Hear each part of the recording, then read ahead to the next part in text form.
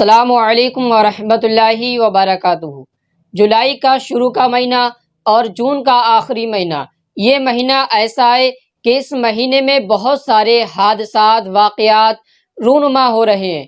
अभी जल्द में मौलाना सलमान साहब की फैमिली का वाक़या पेश आया और अभी गुजरात में एक दिल दहलाने वाला वाक़या पेश आया है। वो क्लिप भी मैं आपको दिखाऊंगा। दरअसल एक मौलाना सलमान है, इनका नाम भी मौलाना सलमान ही है, जो कि एक मदरसे में पढ़ाने जाते थे। वो सुबह को पढ़ाने के लिए गए थे और उनकी बीबी बच्चे घर में थे। उसके बाद उनकी बीबी बच्चों के साथ क्या होता है आप इस क्लिप में देख लीजिए। इसके बाद आगे मैं आपसे गुफ्तगू करूंगा। आइए क्लिप दूर भागना, लेकिन फिर भी आज हम अहमदाबाद के जुहापुरा विस्तार में दारुल उमान अपार्टमेंट में पहुंचे हैं। 306 नंबर की सुबह एक इस तरह की सुबह आई जो एक बड़ी वारदात को अंजाम दे गई।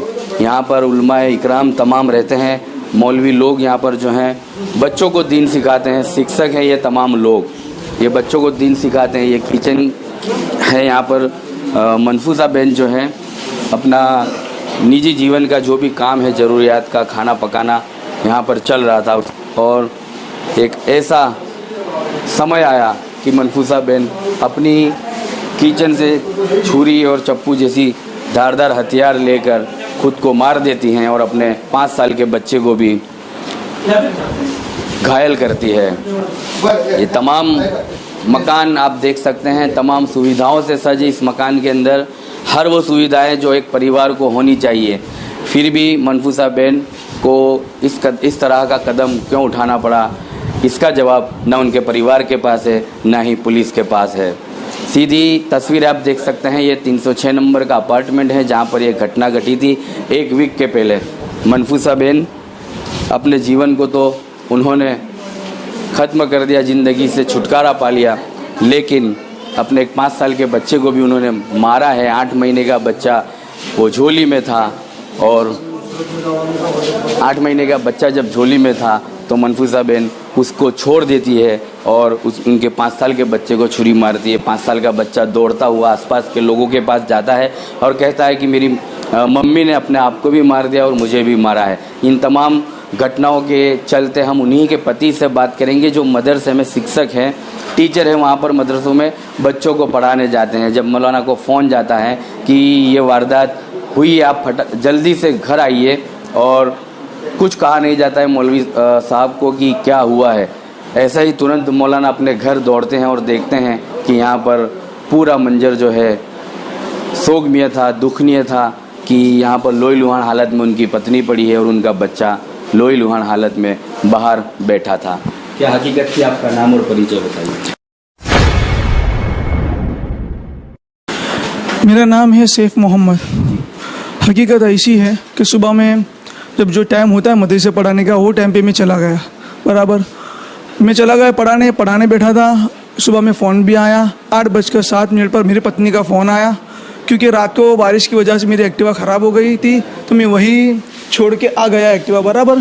तो मैंने रात को बताया था कि मेरी एक्टिवा ख़राब हो गई है, इस वजह से मैं वहाँ रख के आया हूँ। तो उनको फिक्र कि एक्टिवा ख़राब हो गई है तो किस तरह चल के जाएंगे। तो उनका फ़ोन आया मेरे पर कि वो तुम्हारी एक्टिवा ख़राब हो गई है, तो सही हुई कि नहीं हुई, रिपेयरिंग हुई कि नहीं। मेरी पत्नी का फ़ोन आया, तो मैंने कहा कि तू एक्टिवा की फ़िक्र मत कर, तो अपना घर का ध्यान रख और कुछ काम हो तो बोल। तो उसने मेरे को प्यार से बोला कि नहीं कई कुछ काम है नहीं। उसके बाद मैं अपने पढ़ाने में मशगूल हो गया और फ़ोन कट कर दिया, बराबर। उसके बाद मेरे को 8:36 पर मोहम्मद भाई के फ़ोन से हाफिज़ आसिफ ने मेरे को फ़ोन किया। बात हुई कि मौलाना तुम फटाफट घर आ जाओ।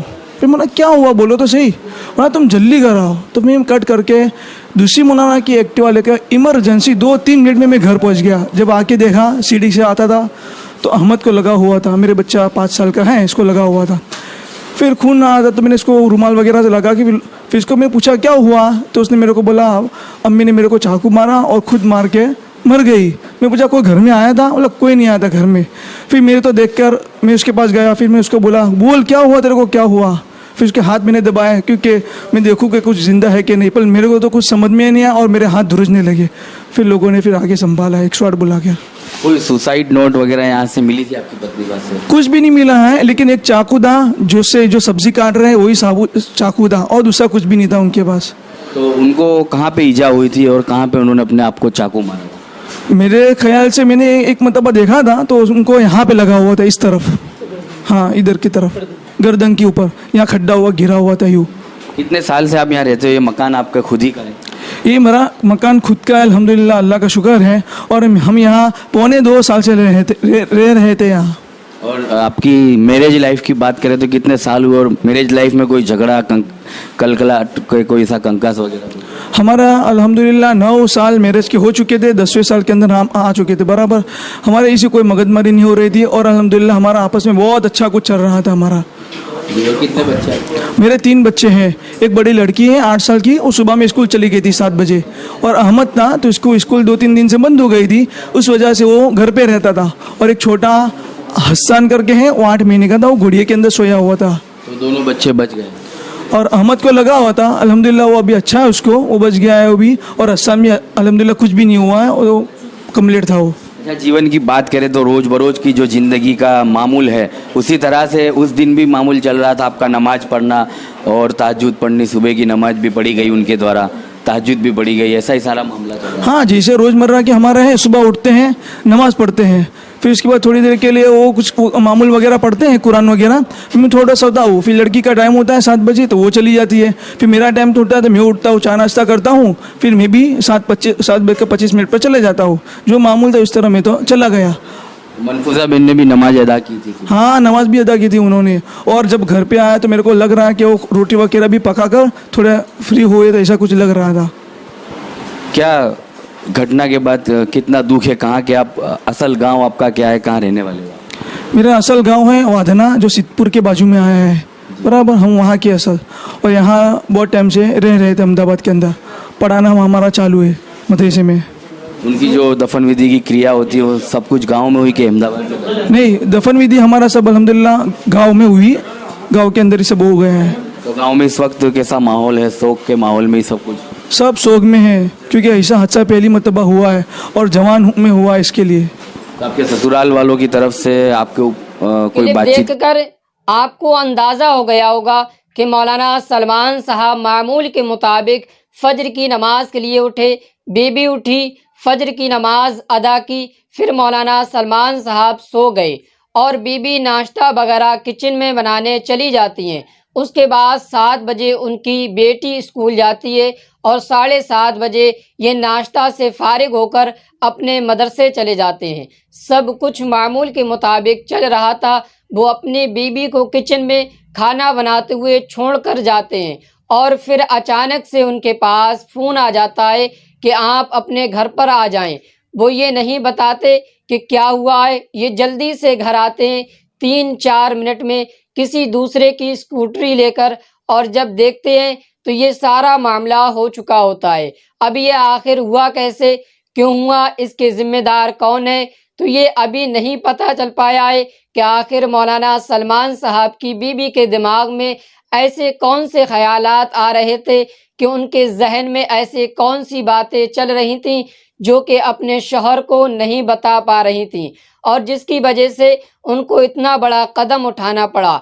आज वो मौलाना सलमान साहब के पास नहीं। इससे हमें ये सीखने को मिलता है कि अगर आप बाहर रहते हैं, अपने घर से बाहर परदेश में फैमिली को लेकर रहते हैं, तो अकेले ना रहें। अपने घर से किसी को बुला ले, माँ को, बहन को या किसी और को, किसी ना किसी को साथ में रखें। हो सकता है अगर इस औरत के साथ मौलाना सलमान साहब की बीबी के साथ कोई दूसरा मौजूद होता तो ये आज हादसा रूनुमा नहीं होता। अकेले रहने से इंसान के दिमाग में तरह तरह के ख्यालात शैतान पैदा करता है, शैतानी वसवसे डालता है और इंसान ज़हनी तौर पर तनाव में आ जाता है। ये सब अकेले रहने से होता है। अगर उनके साथ कोई खातून होती या कोई बड़ा और कोई शख्स होता तो हो सकता था कि आज ये हादसा पेश नहीं आता। तो मेरी आपसे गुजारिश है कि अगर आप अपनी फैमिलियों को लेकर बाहर रहते हैं, परदेश में रहते हैं, तो बिल्कुल तन्हा ना रहें। घर से किसी एक शख्स को अपने बाहर वाले घर में ज़रूर रखें ताकि इस तरह के हादसात वाले वाक़यात पेश ना आए। आप इस बारे में क्या राय रखते हैं, कमेंट करके ज़रूर बताएं। अस्सलामु अलैकुम व रहमतुल्लाहि व बरकातुहू।